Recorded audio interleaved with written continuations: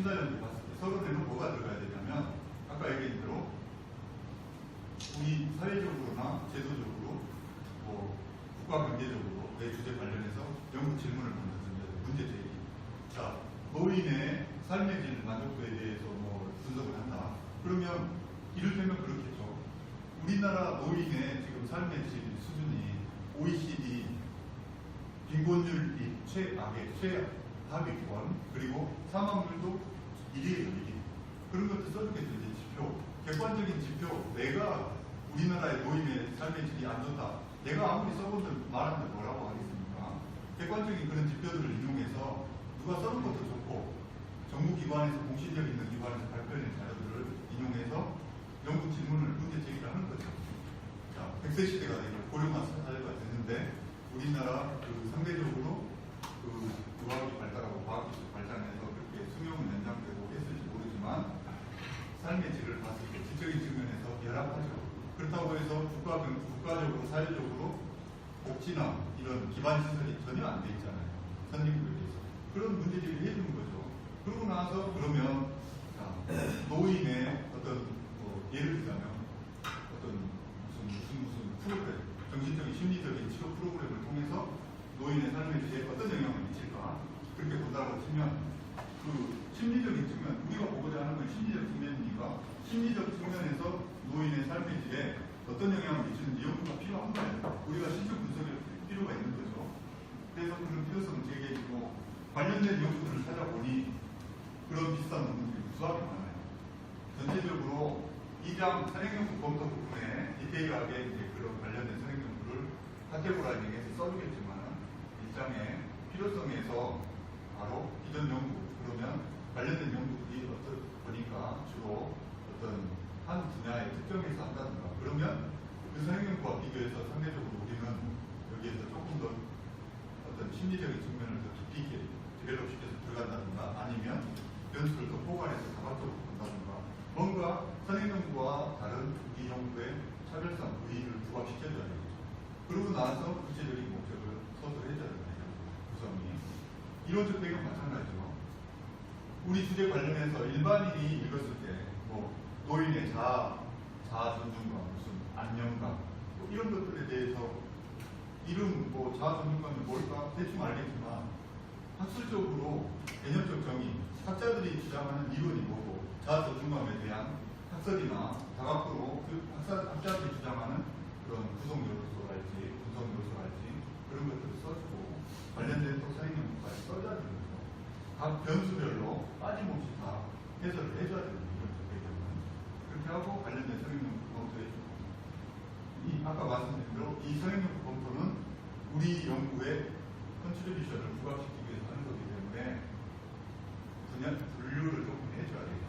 우리 연구 관련된 노인의 자아존중과 관련한 논문들 분류가 있을 것이고 안녕과 관련한 있을 거고 뭐 우울에 관련된 연구들 유형이 있을 거고 또 삶의 질에 대해서 연구한 것도 있을 거예요. 다양하게 많아요.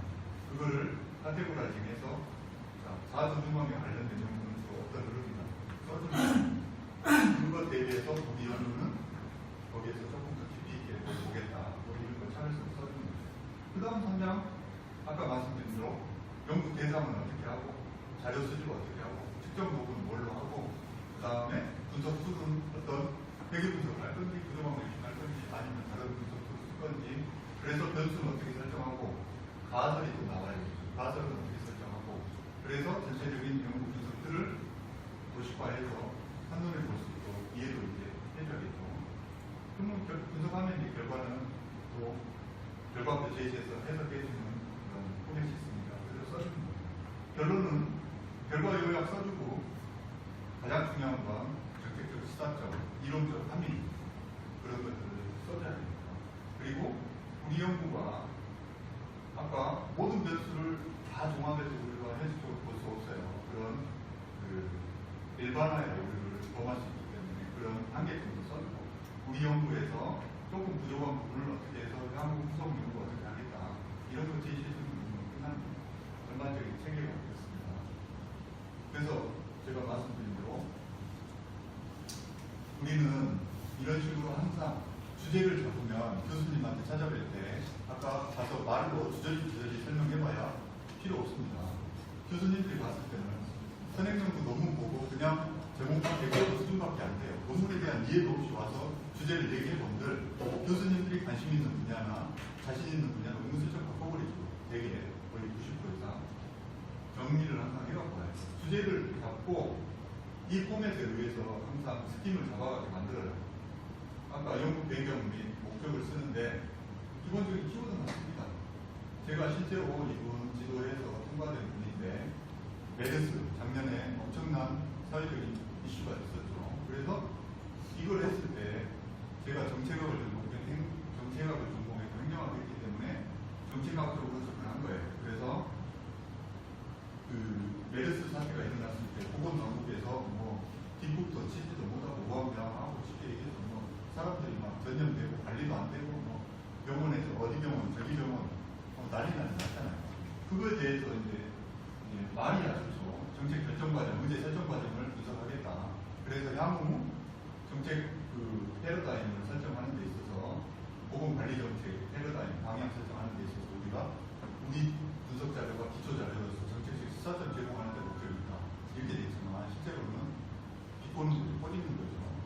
그래서 뭐 전 세계적으로 이랬고 우리나라 사회적으로 뭐 확진한다고 해서 사망자고 문제 제기하는 거예요. 연구진을 던져요. 그럴 때 이 보건당국에서 뭐 우왕좌왕하고 뭐 말이 아쉽게 표현했지만 이런 것들이 대응이 안 됐다. 그래서 전반적으로 신종호흡기를 포함해서 보건관리 정책에 있어서 의제 설정하고 공무원들이 그 사회적인 의제라고 하는데 공중 의제가 이게 우리가 적극적으로 대비해가지고 이거를 어떻게든지 정책적으로 해결해야 되겠다. 정책 의제 설정이라고 하는데 그 과정을 한번 분석해보겠다는 거죠. 어떤 기제로 해서 공무원들이 어떤 타이밍에 언제 인지를 해서 언제 했고 그런 걸 분석을 한번 해보겠다는 거죠. 이게 연구의 필요성이죠. 그래서 기존 연구들을 보니까 주로 바이러스에 대해서 뭐 의학적이고 역학적인 그런 테크니컬한 그런 연구들이 주로 있어요. 이 정책적으로 접근한 게 없어요. 우리 연구의 차별성이 되겠죠. 기존의 이런 테크니컬한 접근법이 아니라 우리는 정책적인 측면으로 접근해서 우리 연구의 차별성과 우위를 제시해주고 구체적인 목적 이렇게 써줍니다. 이론적 연구 범위나 방법도 마찬가지예요. 자, 뭐 누구를 대상으로 언제부터 언제까지 뭐 설문지에서 어떻게 하겠다. 시간적 범위, 공간적 범위, 대상적 범위 구분해서 명명하게 써줘야 됩니다. 방법론, 사회과학 방법론에서 우리가 사회과학 조사 방법론에 보면 사회과학을 접근하는 접근 방법은 크게 두 가지입니다. 기술적 설명적 접근 방법이 있고 규범적 처방적 접근 방법이라고 해요. 이런 정책 사례를 가지고 의사가 처방전을 줘서 정책 사례에 대해서 이런 정책 사례에 대해서 앞으로 이런 처방전을 내리듯이 접근하는 게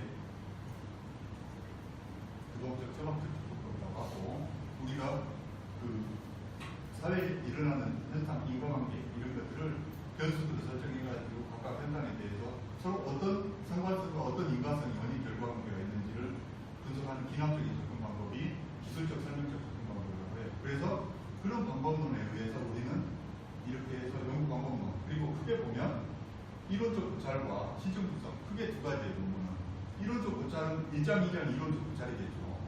양적 연구 통계를 돌린다 하더라도 1장, 2장은 당연히 이런 자료들을 서치해서 아까 메르스면 메르스 사태에 대한 개념이라든지 사례 개요, 정책적인 대응, 뭐 정책 어떻게 했다, 제도적인 개요 그런 것들 그리고 정책 형성 과정을 보면 그런 분석 프레임워크도 따져보고 다 써줘야 되겠죠. 이런 고찰을 하고 분석은 이거는 이제 지적 연구이기 때문에 우리 그 정책학에서 이런 모형을 통해서 하는 거기 때문에 그렇지만 우리는 이제 그 설문지를 돌리든 기존 데이터를 분석하는 양적 연구를 하면 객관적인 3장, 4장, 5장이 객관적인 데이터 분석이겠죠. 그 부분을 써주는 거죠. 선행연구도 이렇게 스터디 한다라는 걸 써주고 선행연구 항상 저도 처음 할 때는 누가 전혀 뭐 이렇게 도와주는 회사가 있어요. 선배들한테 물어보면 잘 모르시죠. 자기 머리 쌓고 했는데 몰라요. 그래서 이렇게 쌓아놓고 형광펜 칠하고 포스트잇 붙이고 해봤습니다. 근데 보면 바로 잊어먹습니다. 이 논문은 소설 쓰듯이 생짜로 쓰는 게 아니에요. 그냥 인용을 잘해야 돼요. 근데 그 인용이라는 게 어떻게 해야 될까요? 모르죠. 막 그러면 이 논문 보면 박사 논문 이만큼 굉장히 잘 썼어요. 또 이 논문 보면 이 논문 베끼고 싶고 그런 유혹이 와요. 처음에 읽어보면 항상 이렇게 정리해야 됩니다. 제가 스스로 써드렸지만 오래 걸렸습니다. 어떤 긴 논문도 그 핵심적인 부분만 정리해서 파일로 항상 우리가 석사 논문 하나 정도 쓰면 그래도 100에서 150편 내외에 인용하라고 하고 박사 논문 물론 주제나 전공마다 조금씩 다르겠지만 250 내지 300편은 그래도 인용을 해야 그 박사 논문을 내가 그 분야에 하나 썼을 때 어느 누가 물어보더라도 국내에 관련된 논문을 다 서치를 해야겠죠. 그래야 자신있게 대응할 수 있고 자기 논문이니까. 그러면 한 300편 보면 어떻게 머릿속에 다 나와요? 불가능해요. 300개, 한 페이지로 이걸 300개를 만드는데 이게 한 파일이에요. 저희는 다 노하우가 있죠. 이 파일명도 300개를 저장해야 되는데 일목요연하게 파일명조차도 정리를 해야 돼요. 이런 식으로. 그래서 중요한 게 뭡니까? 질적 연구든 양적 연구든 여기는 질적 양적 연구 이렇게만 해놨지만은 연구 목적이 가장 중요하죠. 목적에 따라서 다 달라야 됩니다. 그렇게 하고 3장 방법론과 설계가 디자인이 가장 중요해요. 이 부분을 디테일하게 내가 하고자 하는 논문, 비슷한 논문을 찾았는데 양적 연구를 한다. 그러면 변수를 설정해야 돼요. 종속 변수가 뭐고, 독립 변수가 뭐고, 매개 변수가 뭐고, 통계 변수가 뭐고, 조절 변수가 뭔지 그런 것들을 보고 이것만 이 부분만 찾아보면 돼요. 다 읽지 말고 다 읽을 시간도 없고 다 읽을 필요도 없어요. 제가 이 부분만 찾아서 이렇게 일단 카피 페이스트 해도 좋아요. 여기다 막 100개 넣는 거예요. 그러면 나중에 이거를 이제 계속해서 수시로 떠들어 볼 거예요. 이 파일명만 보더라도 내가 대충 여기서 뭐 봤다 알 수 있고 여기에는 표시 안 돼 있지만 여기 밑에다 저는 항상 이 논문을 봤을 때 우리 논문의 본문을 쓸 때 뭐 예를 들어서 모형 그림이 기가 막히게 멋지게 그려져 있어요. 그거라도 표시를 해놓게 해요. 여기다가 붉은 글씨 몇 페이지에 여기 모형 참조하고 싶다. 그러면 이 논문 떠들어 봤을 때 내가 이 논문 봤을 때 이거 참조하고 싶어서 여기다가 표시를 해놔요. 이거는 안 돼 있지만 저는 합니다. 뒤에 보면 있어요. 그러면 그렇게 지도를 해주면 이제 나중에 다시 또 원본을 다 볼 필요 없이 이거 봐요. 이거 효율적으로 보는 거예요. 그래서 이 부분 보고 이 본문에다 쓸 때도 이렇게 작성해 보시면 이제 제가 또 보고서 첨삭을 해드려요. 여기서 자 우리 논문 관련해서 아까 어떤 모형이 좀 더 이거보다는 더 낫겠다. 그러면 그 모형을 한번 찾아봐라. 그럼 찾아야 돼요. 찾는 과정도 트레이닝 과정이에요. 찾아보시면 그거를 제가 또 여기다 코멘트 해주고